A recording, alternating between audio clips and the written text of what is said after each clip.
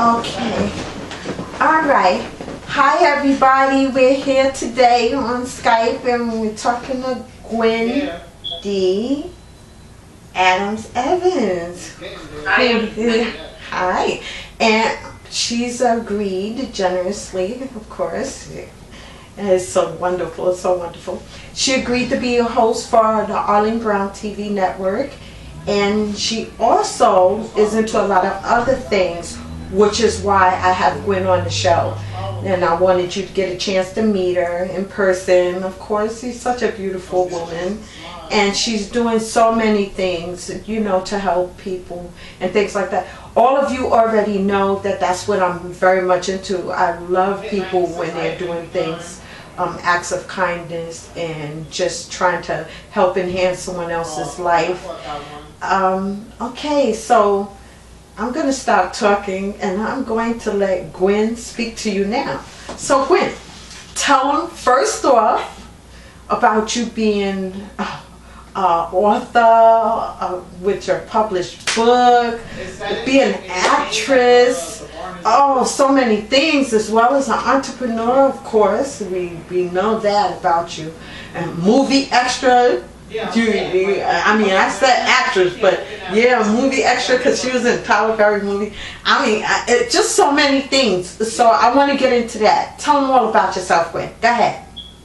Okay, well, I'm a freelance writer. I started writing when I was in high school, and I went on and excelled to that and became a freelance writer from that. I started working in various programs, creating plays and writing scripts.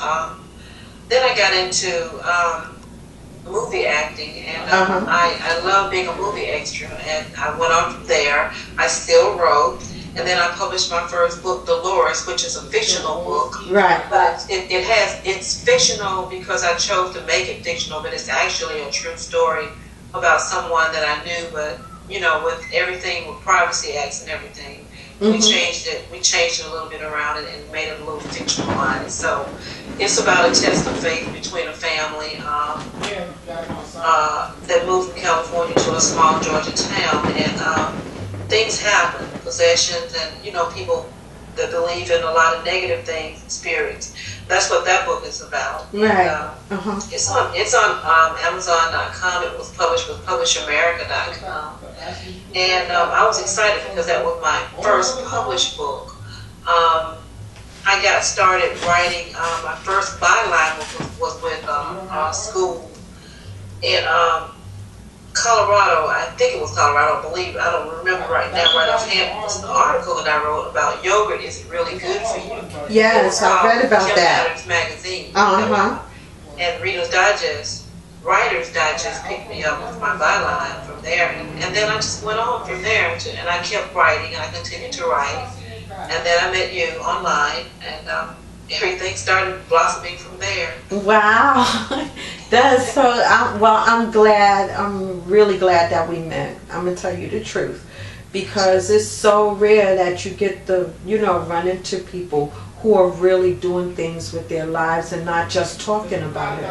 Of course, as we all know, there are a lot of people who talk about things and they want to do them, but they never really get it started or get it going.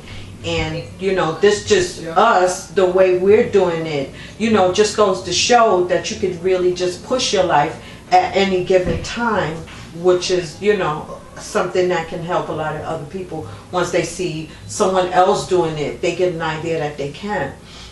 Going from that and talking about all the different things you do, what inspired you, Gwen, to become a writer? Like, really inspired you?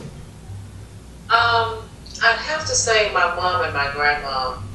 My mother especially, because my mother used to keep a journal, and I used to watch her write in the journal. I was small then, and I tried writing for a while, and I stopped. But then she always told me, she said, if you want to make a difference in the world, start with yourself. If you love writing, to go ahead and write. Keep it in a journal and keep it put away. And that's what I started doing. I started writing, and before I knew it, Arlene, I had shoeboxes full of manuscripts. Wow. Poetry, plays, and I started directing plays in our community for, you know, during the summertime for children there in the neighborhood. And then I went on from there, and I continued to write, and I'm still writing now. I have 2 other books out. It's a very controversial story about a woman who is HIV positive, and she says she's living with AIDS and she's not dying with AIDS, and that's called A Winter Without a Coat, the Cassie Johnson story. Her video that I produced is called 123 CGJ, and it's on YouTube. It's parts 1 and 2 of that, and if anyone is interested in looking at it, please view it to find out a little bit more about Cassie. Then I wrote some poetry books for the American Poetry Anthology. Then I have another book out, The Colombian Necktie. That's a kind of like a crime drama. Because I watched too much of Miami Vice, and that sounds good. I like that show. I like that show. So tell me a little bit about the fact that you are a playwright. I mean, wow. Like, talk about putting a whole lot of things together to make something huge. So you write your own plays. And how is that? I mean, because with everything else that you're doing, how do you find the time to write those? I take time out. I call it me time, and I separate myself from the world, and I put myself in me time world. And I'll go into my living room, and I'll compose something. If anyone gives me anything to write about, you can give me an idea, and I can write a whole script for you, a whole play for you. Well, I do all the dialogue by myself. It just comes easy for me. It's very easy. I don't have a problem writing at all. And I direct them also. I produce them and direct them. One of my plays is I think it's still up on YouTube.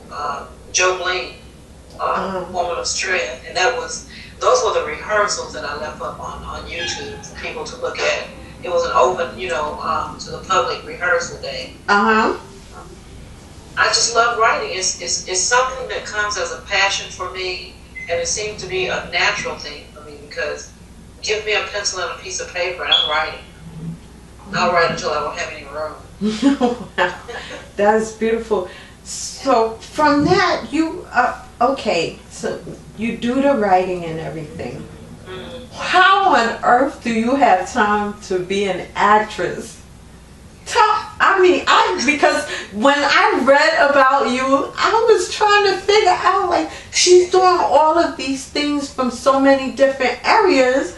How on earth is she mixing this together? Because most people either do one thing or another, and with you're mixing the writing with writing the plays, screenplay, writing the plays, and then doing the book writing, and then doing the acting. How is it that you're mixing the acting in along with this? Because I would imagine that could be kind of hard to do. It's not hard to do at all, because with acting and with the casting that we have to do, the casting calls. Say, for instance, a producer said, Gigi, I need you to be here at a certain time at a certain place. Right. Then what I do is everything that I've done before that, like writing and everything, I'll put it on the back burner. I'll go do the casting call, the audition. If I make the audition, then I go in for the casting call, and we do that. They do a shoot for 2 days, 3 days, and then I'm done. And then I'm back to writing again. So it keeps me going, and it's exciting because I don't have to do any dialogue anymore. I did one movie called Happy Birthday, Jamie. It was aired on a TV channel here in Channel 69. It was a true story about a young lady who was an amputee, and she was a cheerleader. And that's the only speaking dialogue that I've ever done. Mostly I like to stay in the background and do, for the movie extra actress, because it's more fun. It's not as stressful as it is to try and to remember dialogue and try to get it right the very first time. Yeah, I would imagine it is. Because when I was younger, I wanted to be an actress originally, before I started modeling. And it was so much to it, and the classes were so expensive, which is why, I didn't wind up doing it. Right. But the way they explain things to us about marks, you know, where you have to stand and, Exactly. you know, camera angles and all of that, it just was a whole lot. That's why I was saying to myself, I wonder how it is she fit all that in, because you have to be to work early in the morning and all of that. Yeah, well, you know, they gave us, and what you're right about the staying on the marks and everything. Yeah, and yeah. sometimes it's under extreme conditions, because this last, the Tyler Perry movie, even though it was cut a lot, excuse me, I had an opportunity to be in it, but we were in grueling temperatures like of 103, 104 degrees. Oh. And standing in a cemetery for X amount of times to do a couple of scenes where the woman got pushed into the grave site, you know, it was a double there to take over her place, but we had to stand there. We were dressed in black, so imagine being on Mars, standing still. I can imagine. It was Wow. very grueling, but it was also fun because you got a chance to meet and see the actors up close and personal. Right. And it was a very, I love it. I just love it. And I find time to do it because my times don't clash with my writing at all. I have plenty of time to do what I need to do because I'm a night hawk, and I will go to bed sometimes till like 2 or 3 o'clock in the morning. Oh, I see. So you have one of those extended days. Yeah. Yeah. But I wake up jubilant. You know, I'm happy. I feel full of energy and everything. You know, I just had liver surgery, so I'm still going. Yeah, because I was going to ask you about that, because I know that a lot of people that go through surgery, you know, which was coming up from me, a lot of people that go through surgery, it slows them down because, you know, of the extra things that they have to do to, you know, for themselves to recuperate. Right. And I can't imagine how it must have been for you. But what I can imagine is that, you know, taking care of yourself afterwards, you know, you probably either changed your eating habits or whatever the case may be. You know, if that's one of the things in league, and that would also change your energy. But you're right, your energy seems to be great. It's great because, I mean, I was slowed down a little bit, Arlene, but not that much, because I'm the kind of person that if I lay in bed, then I think the bed takes away my strength and my energy. Right. And I get up. I got up and I moved around, and you know, I did what I had to do. I still wrote. I was preparing myself for the Arlene Brown, you know, TV Network show, and dreams can become a reality, and then that kept me going. You know, and it was just something that positiveness keeps you going, and it makes you feel a whole lot better than just lying in bed and feeling, you know, dread and doom because you're hurting. You get up and move around. You know, you change the way you change your surroundings. Yeah, that does help a lot. That does help. Gwen, as far as everything goes right now, I know, you know, everything is going great and everything for you. But when you think about the future, do you think about it widening even more, you getting into more things, or, you know, do you want to do more things, or are you content with what you're doing now and just having that grow? Oh, I want to do what I'm doing now and to have that grow, but I'm also interested in doing more things, you know, to help the youth and our community out, especially young women, because I myself, you know, I'm also a mentor to young women, and I speak to them on a daily basis about their problems and everything. But as far as expanding my future, I can only be what I make of myself to make myself, you know, propel into the future. And I want to go on with different things, but I still love what I'm doing, and I'm going to keep on doing what I'm doing right now. You know, so yeah, there's diversity, excuse me, in everything. And you can do one thing on one side and another thing on another side and still meet in the middle, and it'll all blend in together. I understand. Yeah. So I admire you, and you're an inspiration to anyone. Oh, thank you. Wow. An inspiration, yeah. I appreciate that. I really do appreciate that. Because, I mean, you know, my whole thing is I want to try to do as much as I can do. And by the time I'm ready to leave this earth, whenever that is, you know, I want to have at least changed thousands and thousands of lives. you know, and made them better, and, you know, made them more productive, and by the way of what they know they can do inside and then bringing it outside.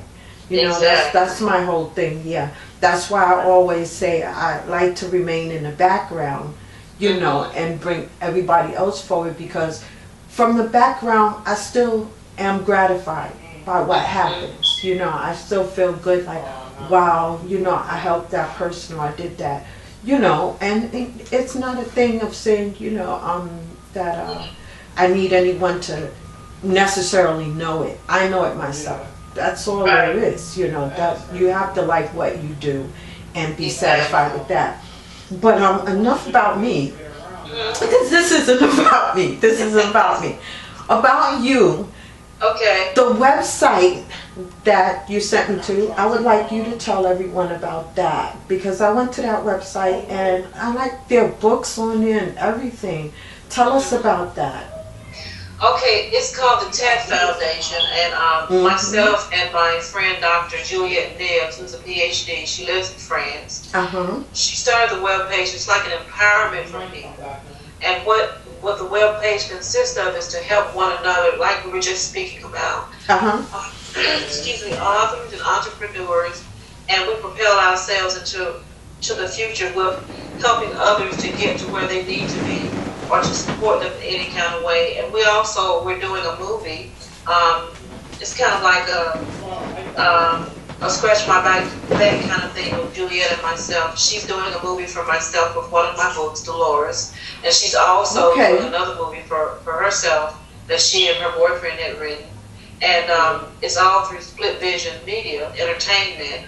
And with the TED website, like I said, it empowers people and it gives people the opportunity to go ahead and to realize what your potential is. So we believe in helping one another, to help each other, to help others, so others can help others. And it's an ongoing thing. That's what it's about. And we stay in the background in this ourselves, because we send out tons and tons of emails, and Juliette is a sweetheart.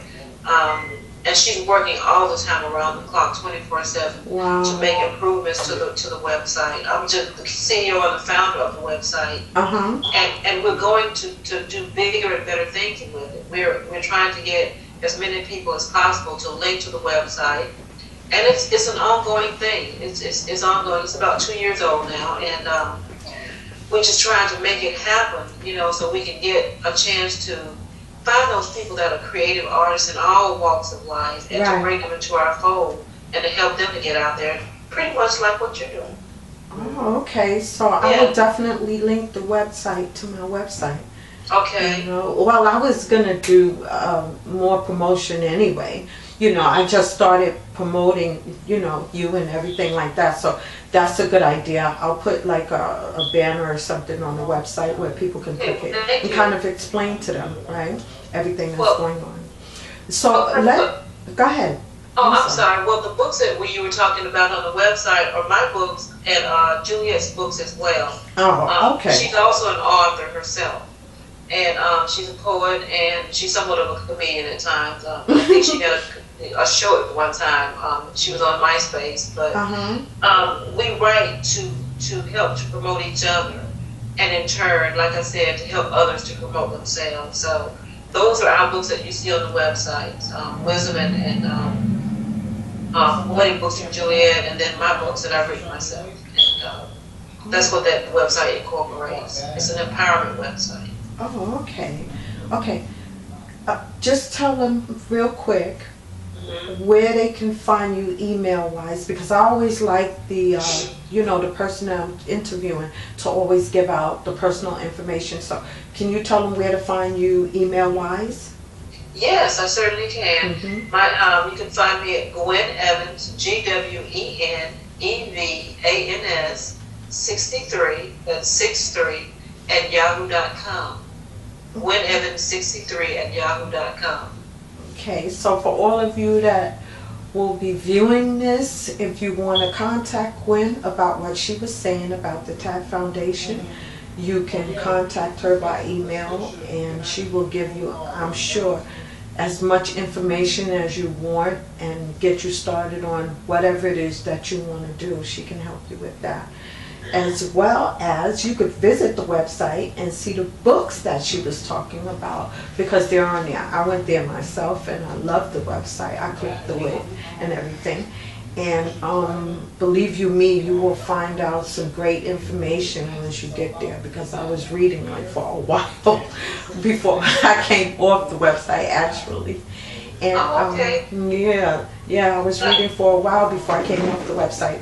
Okay. Gwen. I wanted to add also through that website, the Tech Foundation, is that we freelance ourselves. I freelance myself also because I'm a playwright, and I freelance myself as a freelance writer, and we write plays and help to produce plays. If anyone is interested in getting a play written, send us a main idea and we'll go with it and we'll send it back to you, in a short period of time. And that's what TED is all about too. I have a personal question. And I freelance myself out for that. Yeah, I have a personal question. Is it only plays that you do, or can you write anything else, like documentaries or such? I can do, well, my training, I had a home training course, and then I went to 2 years of college. But I can do anything. I can do documentaries, I can do radio, I can do scripts. Matter of fact, I'm writing a script now. I finished 3 scripts so far for television. And I'm writing a 4th script for another young lady, a true story about being bullied in high school. And it's in the makings now, but I can do pretty much anything. Okay. I don't have a problem with it. I kind of like go into it very easily. I'm not very stressed about anything, and I write. That's my job. I mean, that's the title of my career. I'm a freelance writer, playwright, and screenwriter. Okay, because the reason why I'm asking is because I did have a documentary, on my agenda, and I put up, of course, as everybody do, want to raise money for, shooting and everything like that. But I'm having some trouble with the writing myself, so if you could assist me with it, send it to me. I would love for you to help me with it. I really would. I would be more than happy to help you with it. Okay. Just email me the what you want me to know about, and then I'll do the writing from there. Okay. If there's any research, let me know, and then I can do the research also. Okay. There's no problem with that. It takes a lot of research when you're doing a documentary sometimes. Yeah, I know. Right. Yeah. I know, but the documentary is kind of clear cut. It's by the way of upcoming entrepreneurs, what they do. But it's only like about 3 people, 4 people that I would like to have in there, and just show where they're coming from, what they've done, and where they're going, basically through the gift of words. Like that, okay? Thank you so much. I appreciate that, because I wasn't going to say that originally on here. No problem. But back to you. You do have a YouTube, right? Because I've been there. I've been there to the YouTube. So everybody go to Gwen's YouTube and subscribe. And, give her, that love that we all know lots of people out here have for a person that's doing something that's really great. Also, you have a LinkedIn. Tell them where that is, the name. LinkedIn is a social networking page for business people, entrepreneurs, people of all walks of life. Yeah. I'm Gwendolyn D. Evans on LinkedIn. You can just put my name in the browser and it'll take you to LinkedIn. I don't know the URL right now off the top of my head for it, but I do know that you can put in Gwendolyn D. Evans and for LinkedIn, and you'll go right there. And you do have a Twitter as well, right? That people can connect with. Yeah, I have Twitter, and I have this @GG1015, and I also have a MySpace. It's called GG Greyhawk, because I'm Native American, and I chose that name for personal reasons. But I also have a MySpace page also. I have an Authors Den page. Oh, wow. There's so many pages out there, Arlene, I can't remember all of them. I can imagine. I tell you, you're very busy. Very, very busy, just like me. Yeah. Okay, so tell me, do you blog? Because I want them to know about that. If you do. I blog on MySpace. I started back blogging because, well, the personal issues with MySpace, a lot of people didn't like what MySpace was doing, you know. Yeah. I know about that. I started back blogging. I have 2 blog pages up now on MySpace. If they want to go look at the blogs, they can. I did have some notes in Facebook at one time, but I'll probably start doing that again also. Can you tell them where your Facebook is, the URL of the Facebook? Yeah, it's just Gwendolyn D. Adams on Facebook. Okay.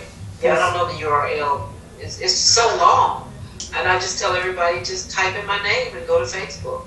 So tell us some information about you being Native American, because I was gonna ask. I had it written down because when I was reading the bio and everything like that, I was like, wow, this is really different. This is different. So tell us about that. This heritage. My mom was she was Choctaw. We lived in Mississippi for a while before we came to Georgia. There's not really a lot to tell. It's just my Native American heritage, and I live by my roots from Native American to Black. So I have a combination of both in between. Right. Black and the Native American. So I live 2 cultures, and I try to incorporate that in my life because on the Native American side, there's a peacefulness in my soul and my spirit. And on the Black side, there's an inquiry to my past that I'd like to find out about. You know, did we have any slaves in our families? You know, what was that about? I'd like to find out all about the genealogy, and we're still researching that. Right. Native American wise, I tend to stick to the Native American side because that's what I was really reared on and brought up about. And people say, well, you know, how can you be 2 in 1? I said, but aren't we all 2 in 1 or something? You know, it's just that my mom happened to be Native American blood. You know, and that my side of the family, we had problems in Georgia, you know, with that. And I've learned how to overcome those problems, you know, about the negative side of people calling you names and all this kind of stuff. Oh, wow. I went through that myself. Yeah. Funny you should mention that. Being of Latino descent and, you know, African American, of course, I had some real problems with not fitting in with either side, and you know, and oh wow, it was terrible. It really was terrible. But it was only up to a certain point. It seems like as I started to flourish as a teenager, I started becoming accepted by both sides, more or less. Yeah. So it was kind of, I understand what you mean. It was very painful because we went to go and visit some relatives in South Carolina, and that was at the time of the, you know, when racism racism still exists, but I witnessed and I experienced so many things. I was 10 years old, you know, and we're dressed like not American people, but in the Native American costumes, you know, clothing that we wore. And Arlene, it was very difficult because I had a Caucasian man who spit in my face, to call me the N-word, you know, push me to hell. It was so many things, you know, and the name calling and being directed to restrooms and said all dogs and the N-word here, and it said whites to this bathroom, you know, and we were called Ninjians, you know, with the N-word, with an Indian on the end of it.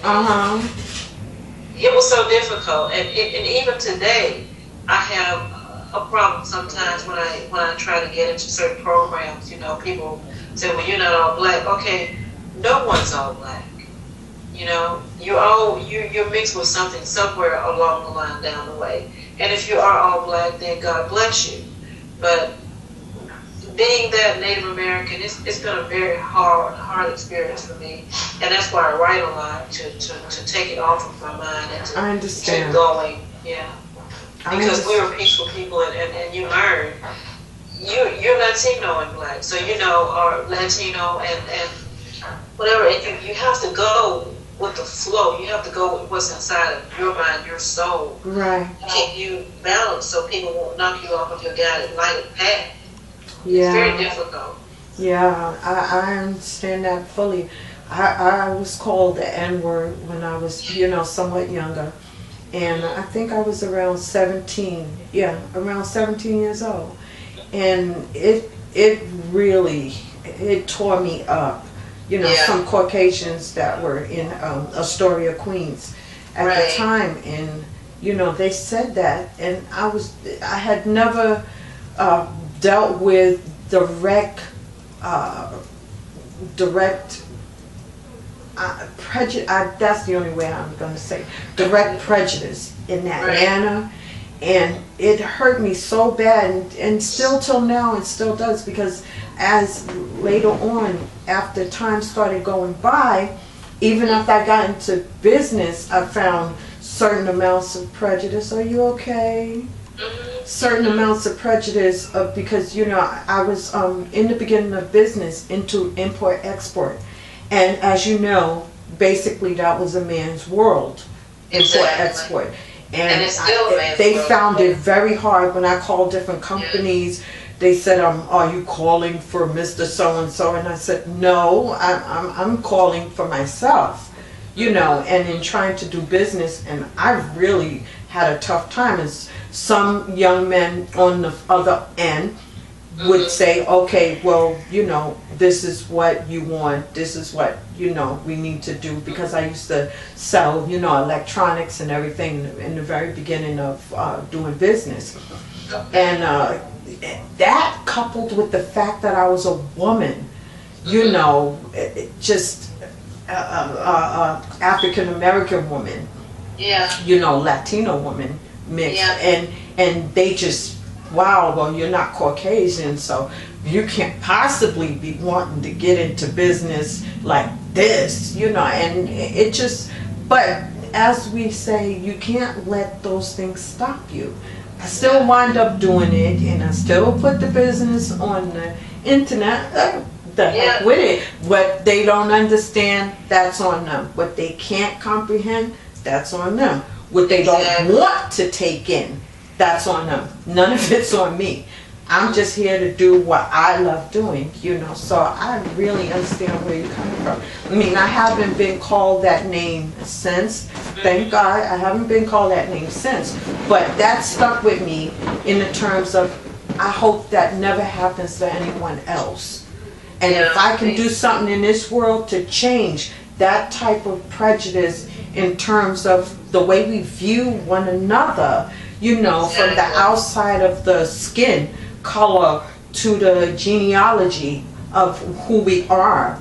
If I can change that in some people's lives, then I would like to do that, So I'm so sorry that happened to you, Gwen. I really am. I just want to take a moment and say that, because I know it's tough to get over it. Yeah, it's tough to get over it. But believe you me, you did a beautiful job of getting over it, though. You did a beautiful job to come so far as where you are now. Be very proud, and be proud of your heritage. There's nothing wrong. Yeah, there's nothing wrong with being mixed. I mean, like you said, we all have two of something inside of us. I may not, one may show more than the other on us, so far as our outside features, but we should embrace what's inside, because it makes us who we are as a whole, as a person. Like me, I doubt if I had less of one and more of the other, I couldn't be, Arlene. Exactly. You know what I mean? So, and I may not have the Latino hair in the sense of all of that, but that doesn't stop the fact that I am, or it doesn't stop the fact that I have a different type of hair or a different type of skin, being African American on the other side. You know what I mean? So be okay with it. You came a long way. You did. And I'm proud of you. I really am. And I believe that this right here, when some other women or men view this, they will be awesome, you know, and maybe, just maybe you could help them overcome the way they feel about themselves, because you have a lot of other people dealing with the same issues. Exactly. Okay. I still experience it today, Arlene, and it's I've learned how to overcome it, and I don't really let it get me down anymore. I just shake my head and kind of give a wry smile to those people, because I look at them as being ignorant. You know, I have to look at them as being ignorant, because they don't understand. They don't have the people skills that I have. Because if they did, they would treat me the way that I would treat them, with a smile and a hello. I understand. You know, and when they can learn how to do that, then the world will be a better place. Most definitely. Most definitely. Because I have the same thing. People say, well, you don't sound black. Okay, well, how is a black person supposed to sound? Exactly. Wow. Yeah. Everybody doesn't use ebonics. Right. Then they look at the hair, like I said, the hair too, like with you, and then they want to know, do you have something in your hair, or is that important to you? What would be more important to you? Would it be my hair, the way I look, the way I sound, or what I can do? Exactly. There you go. There you go. Exactly. That's how I feel. All of that, and look inside of me and see all of my capabilities, all the things that I can do. You know, don't judge me by how I look. Don't judge me at all. Just appreciate me as being a creative person, trying to make a mark in the world to help others as well as myself. Right. Yeah. Right. I do understand that. And thank you for saying it out loud, because I probably would have said something like that myself, definitely. But you have to be if you want change, you have to be a part of that change, and that change starts within yourself. Yeah. And people don't realize that. People, like with you, like with your job situation, and with me, I went to a film seminar not too long ago, because I had written a script. And I was up for the running with the script. The lady that I talked to on the telephone, she said, well, come on in. It's slot number 2. You're up for probably a promotion to getting this movie produced. Okay, I went in and everything. And when she found out that I was a different color, she turned her back on me. She told me that it was a mistake, that I was down number 10 or something like that, and I'd have to wait. And I went and I spoke to someone else that was in charge of the whole that particular production that the seminar that I went to, and found out that she was the one that moved my name down, because she found out that my skin color was different than the ones that she thought she was talking to on the telephone. So I kind of lost out on that one, but I didn't get disillusioned. You know, I didn't really too much worry about it that much. I'm still writing, and one day my scripts will become TV productions. Well, Lifetime TV or the movies, or whoever would be interested in producing. Well, let's see if we could get that done together. Most definitely. Let's see if we could get that done together. That's something we're going to work on. We're going to work on getting you out there like that. And that's what we're doing with the TED Foundation too. So yeah, that would be marvelous. That would be wonderful. Okay. So, with all of that having been combined together, how do you feel like about your daily business day? How do you feel like you accomplish major things every single day, or do you feel like, tomorrow I didn't do it what I really wanted to do today? I really would like to know. I feel whatever I've done for that day, Arlene, I've accomplished it, because when wine time starts down for me, everything is already done. It's put into place, and then I take my me time, and that's my time with myself and God, and just being in touch with reality and my spirituality and my faith. I have a good day every day. Today was a good day. I interviewed a young man today. I was about to ask you about it, because I know you have an interview. Believe it or not, she had one just before this. Yeah. So she can go ahead and tell you about it. How did it go? I think I went over this time, and I'm going to send it to you in an email format, an attachment for your review first for the TV program. Okay, all right. And I won't send it, I won't do the things that we do first. All right. But it went very well. Yeah. He's a character, Jason, the public's eye, the entertainer, the rapper. He was very comical in a lot of aspects, and he was very serious in a lot of. And he talked and he talked and we talked and we talked. And I think that this particular interview will attract a lot of young people because of the positiveness that he had in that interview. Okay, that sounds wonderful. Yeah. So tell everybody a little bit about the way your show, what your view is on your show. Dreams can become realities. Okay, what is your overall, what do you hope to accomplish with that show going through? Well, I hope to accomplish bringing people into my realm of interviewing them and finding out what their dreams and aspirations are for the future. To find out what little bitty part of a dream that they have once upon a time that they want to bring into reality. Did it come into reality, or is it still in the making to become a reality? And once you do that, to bring it out and to let people, to know on your network, on the Arlene Brown, TV network, that all dreams can be possible if you just apply yourself to them. It doesn't matter how long it takes you to bring that dream into focus, into view, to make it a reality. It's just that you hold on to it and you keep going with it. You don't let it go, because that's your hope right there, to better yourself and to make yourself more aware that, hey, I'm capable of doing these things. Right. Why shouldn't I? I believe that. I believe that. And I just want you to tell them, just to let you guys know, she was one of the people who picked up the book that I wrote that was on Amazon. Did you tell them what you told me about the book?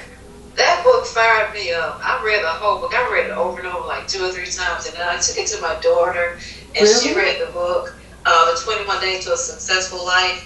It is awesome. It gives you everything you need to know in as less as possible with so much impact. And you guys, you got to pick it up. It's on Amazon.com, and it's a powerhouse package right in itself. You said it helped you move forward. It did. Yeah, you told me that. It was like I was already in an up mode. In the book, I'm like, get out of here! Wow! And you had all these pointers in there, to make it become a reality right then. It's like, wow, I need to do this. I need to do this. I need to do that. I need to do this, and it works. It really works. Well, thank you. Thank you so much for that. It really works. I'm glad it helped you. I really am glad it helped you, because when I wrote it, I did, try to think of everything I went through and the fastest way to get through things, like that. But I also put the part in there about the notes so that you can keep up with yourself with what you're doing. Yeah. I love that part. Thank you so much. Running out of room. Oh, wow, you're still writing in it? Wow, okay. Waiting on the next one now. Well, I'm in the midst of it. I wrote something down, but I haven't started writing, if you know what I mean. It basically is just ideas. So, okay. May I plug you? You guys, I know that this interview is awesome to me in itself, but you gotta buy Miss Brown's book. You gotta go get it. Wow. Amazon.com. Thank you so much for the plug. That's so exciting. Yeah. It's so exciting. And as well, I feel that you have to, go, of course, and get her book, Dolores. You really do. And for everybody who just wants to do something, be something, change the way you're thinking, or if you're stuck with what you're thinking about, you can contact Gigi at, like she said, Gwen Evans 63 at yahoo.com. That's right. And you can contact her and you can ask her any kind of questions. Am I right? You can ask her any kind of questions, and she can give you help if you're a writer and you're stuck, writer's block, whatever the case may be. Even tips on being an actress. Exactly, and that's a fun. Yeah, even tips on being an actress. So Gigi, thank you so much for your time. Thank Really, you. I appreciate this. Thank you so much for your time. And of course, we're going to talk again in the future on here, on Skype, and upload that. Of course, we'll be doing that. But you know, we're in touch regular anyway, by phone. I just want you guys to know, we're in touch regular. We're close like that. We're sisters like that. But for you know, purposes of being business-wide, we'll be in touch again on Skype, and we'll let you guys see that interview as well. Okay, Gigi, so I'll be following you, posting about you, and keeping up with everything you're doing. You just make sure you keep sending me everything that's going on. And I need to talk to you later about the documentary and everything like that. I'm going to shoot something to you in a little bit once we complete this interview. I've got to figure out the format because it's extremely long. I think I went over my time, but wow. Okay. You can do it though. You can do it. I have so much faith in you. Oh, stop. Stop. Really. I have faith in you. You surprise me every single time. Because I just got an interview from her, which I uploaded to the YouTube. So whoever didn't see it yet, if you're watching this video, please go down the playlist and everything. Or you can go to Gigi's page on YouTube and click it, and the interview is there also. Okay? So I'm going to let you go, Gigi. And as always, you know, I bless your heart. That's how I feel. And whatnot, and you take care for the rest of the day, okay? And get that stuff to me so that we can get that uploaded. As soon as we finish, yeah. I'm gonna send it to you because I got it in email format for an attachment. Oh, okay. All right. And I'll send it to you right away. I'm not gonna upload it yet. I'm just gonna send it to you. Oh, before we go, that's right. She's on the Blog Talk Radio. So if you haven't heard the interview yet, please go there and click it. And there's Arlene Brown Media at Blog Talk Radio, of course. You know, and just listen to it. Let us know what you think. Send us, you know, send me an email at arlenebrown.media@live.com, and of course I will answer you if you have any questions or anything like that. Okay? She's a bomb, ladies and gentlemen. She's a powerhouse. She's a powerhouse. Okay. Talk to you later. All right. Bye-bye. All right. Bye-bye.